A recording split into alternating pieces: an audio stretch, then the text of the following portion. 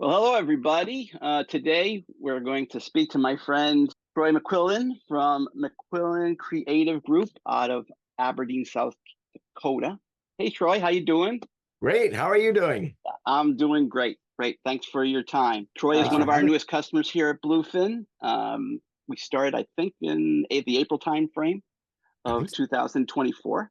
Mhm. And let's Yeah. just start off, Troy, by just saying a little bit about yourself, your background, and how did you get into the newspaper business?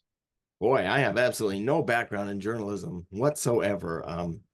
I came into this kind of a long, strange route. I left my hometown of Aberdeen, South Dakota to go to film school in Los Angeles in the 80s. And I did Yep. that, worked in the film business for about a year, decided I needed something else. So I just decided to become a graphic designer with absolutely no experience whatsoever.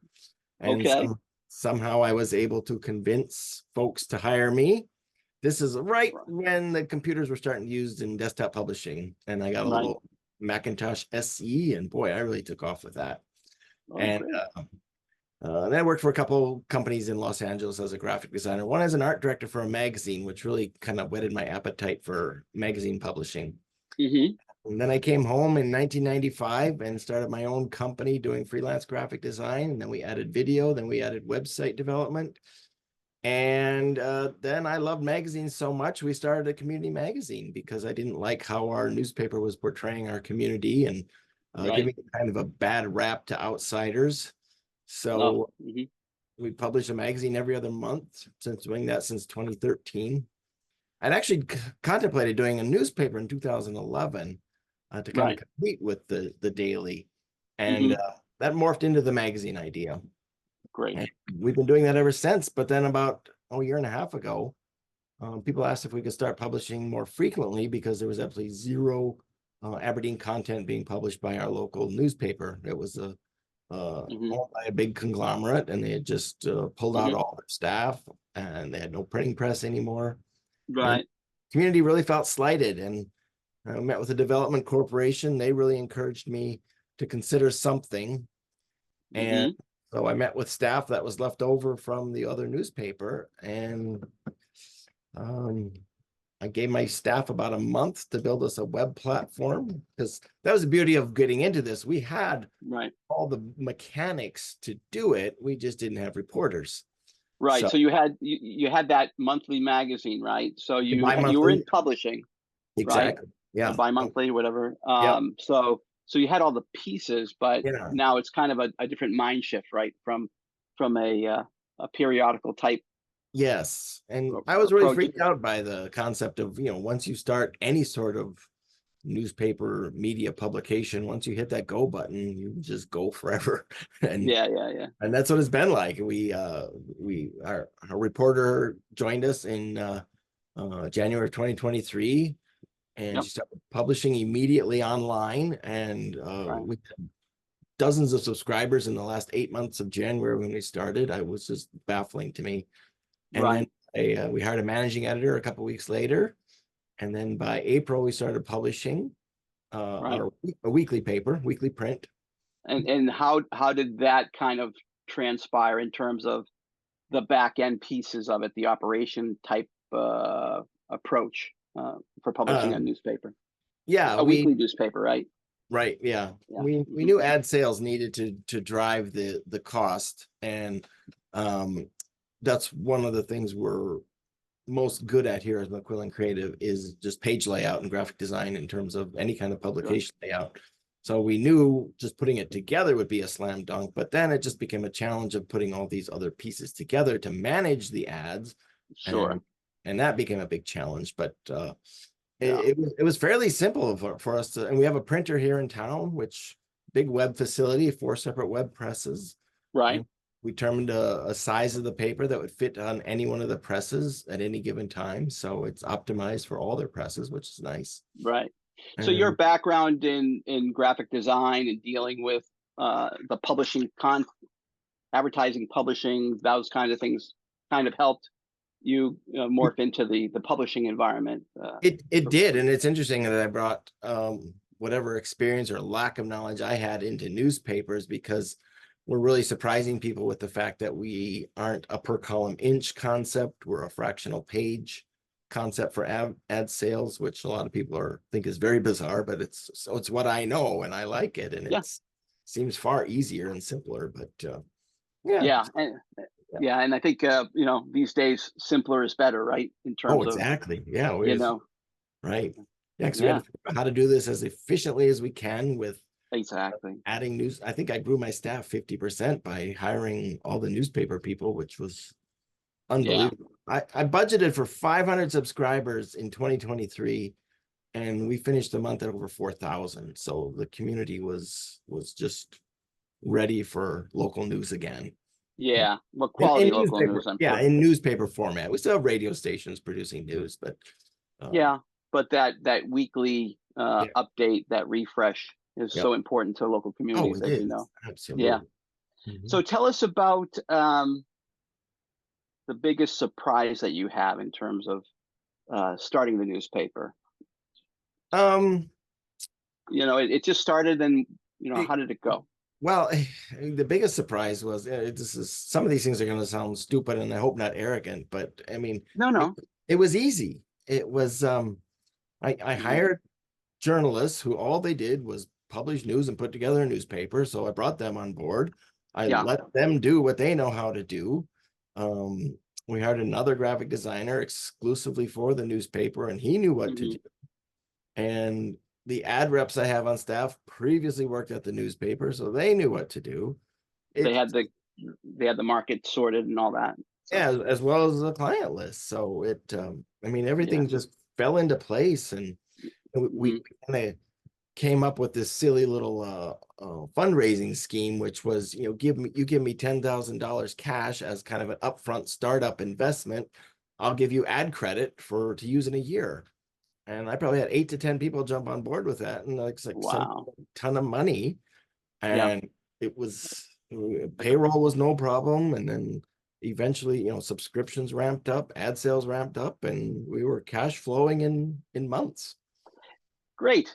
That's excellent. Now, so you've got the knowledge of the print side, and you've got Mhm. good local content from your people and great design, because that's Right. your expertise. Exactly. Um, and so, in terms of the market reaction to your ad sales, your ad philosophy, and so forth, how are they perceiving that?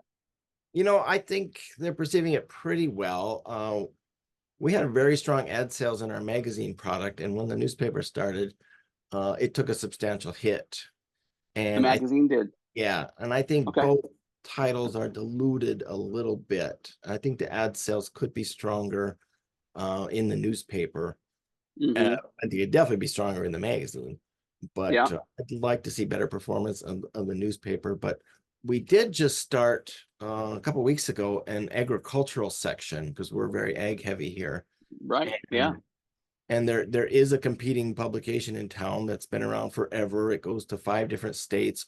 And it All used right. to Yeah. be almost exclusively classifieds for the ag and ranch industry, Okay. and we've been hearing farmers just hating that. So we're teasing with kind of getting into that market. We have Great. a couple ag pages, and then Yeah.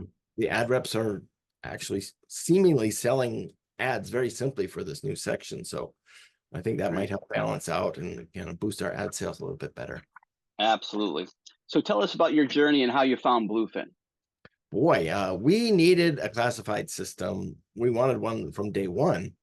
And uh, So why was there a demand there? How did that but we just felt it happen? was an integral part of a newspaper, especially a community one. And a lot of my staff at our office are big into rummage sales and garage sales. And so it was important to them that we had a place for people to advertise those. And they wanted to have sales of their own. And we didn't have Right. a way for them to advertise in the paper cheaply, Uh-huh. inexpensively. So um, we had what I thought was a lot of different challenges just based on what we'd already encountered with subscriptions. One being that people want to come in the front office, sit down, chat with somebody, and buy a product, which we'd never had before because we were almost entirely business to business in the past, Right. and no With your need. graphic design business, right? Yeah.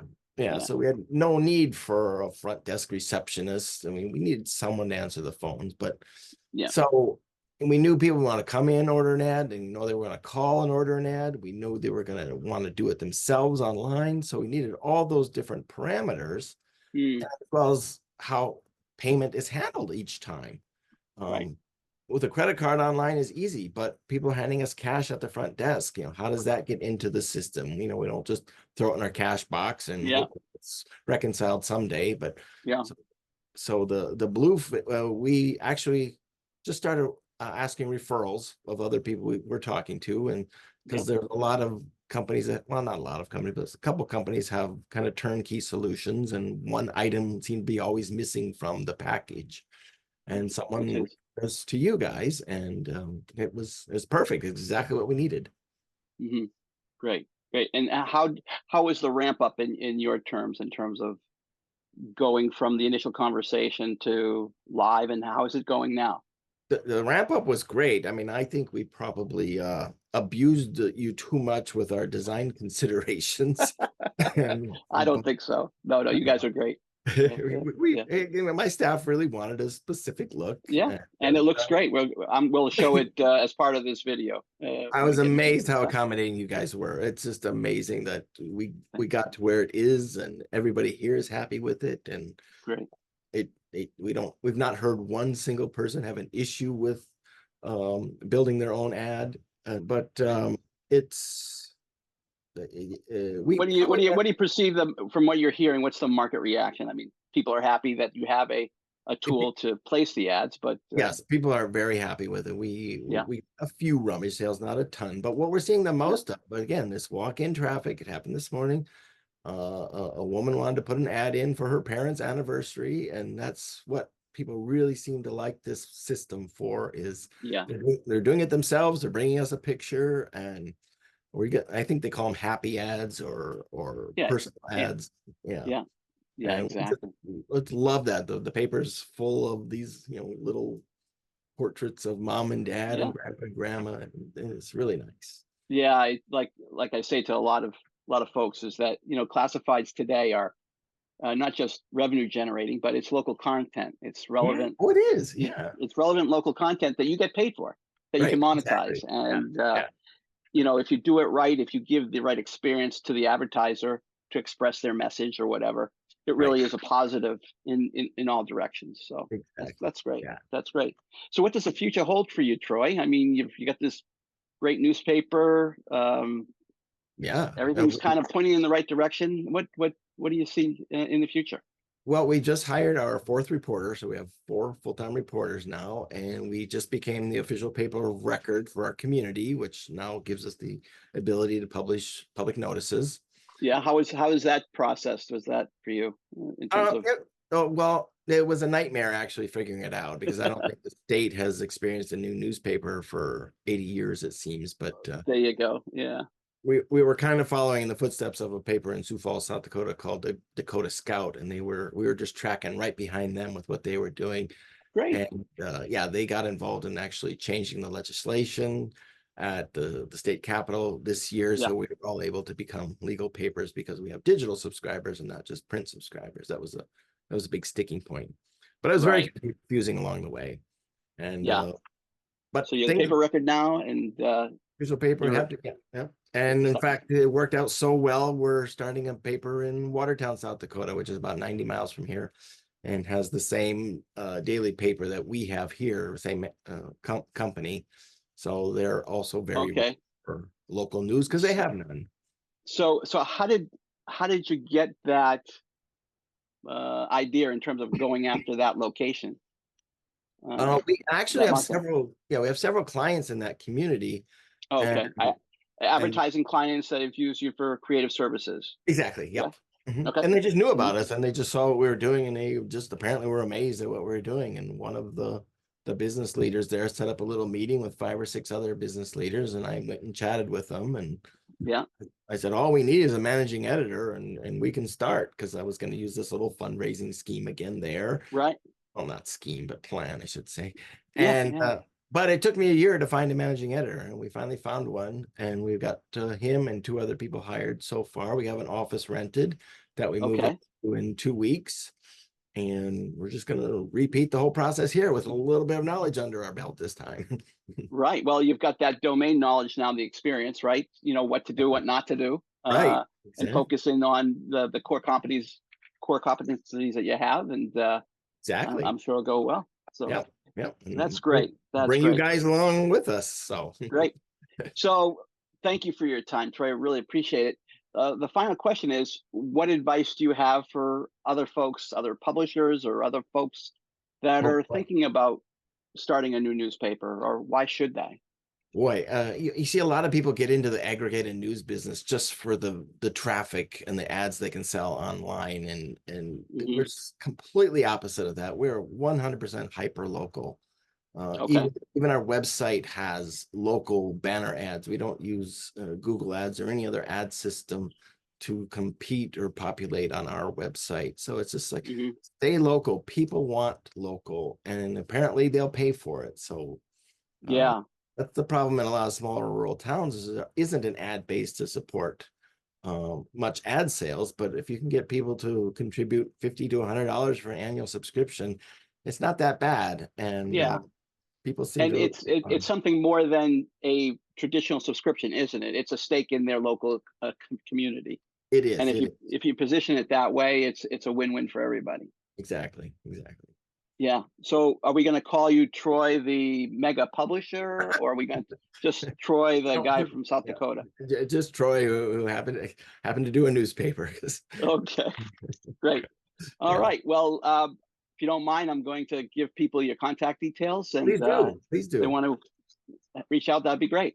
All Wonderful. Thank right. you so much, Steve. Appreciate all you've done for us. All right. Thank you. Thanks for watching. If you'd like more information about Bluefin Solutions, please contact Steve Rosenfeld at 508-254-1927 or go to our website at www.getbluefin.com.